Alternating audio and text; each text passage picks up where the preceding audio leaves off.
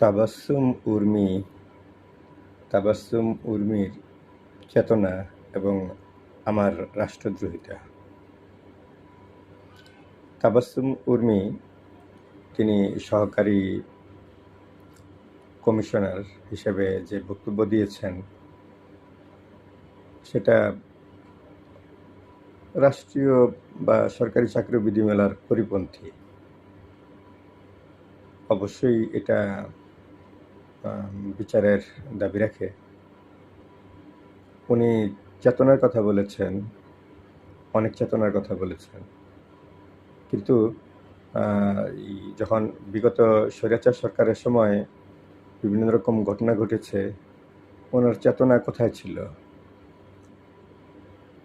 আমি ব্যক্তিগতভাবে বলছি যে আমাকে যখন নির্বাচনের দায়িত্ব পালন করার জন্য বাধ্য করা হচ্ছিল এবং রাষ্ট্রদ্রোহিতার অভিযোগ দেওয়া হচ্ছিল, তখন এই চেতনাগুলো কোথায় যায়?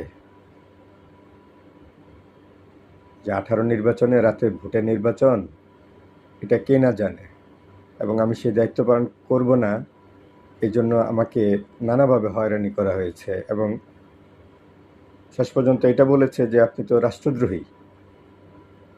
এটা কোন চেতনা? এই চেতনার উর্মি, তাবাস্সুম উর্মি কি জবাব দিবে? আমি সরকারি চাকরি করি না, আমি সরকারি চাকরি যেহেতু করি না, আমি তো বাধ্য না। আমি তো বেসরকারি লোক, আমি সাধারণ মানুষ, আমি তো বাধ্য না সরকারের যে কোনো অবৈধ কর্মকাণ্ডে আমি নিজেকে জড়িত করব, এটা তো আমি বাধ্য না।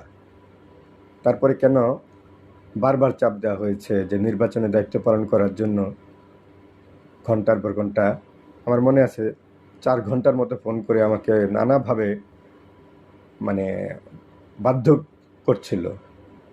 যাই হোক, শেষ পর্যন্ত আলহামদুলিল্লাহ আমি ওই ভোটের রাতে ভোট ডাকাতি নির্বাচনে দায়িত্ব পালন করিনি। তো চেতনা শুধু এখন, আগে চেতনা ছিল না। ধন্যবাদ।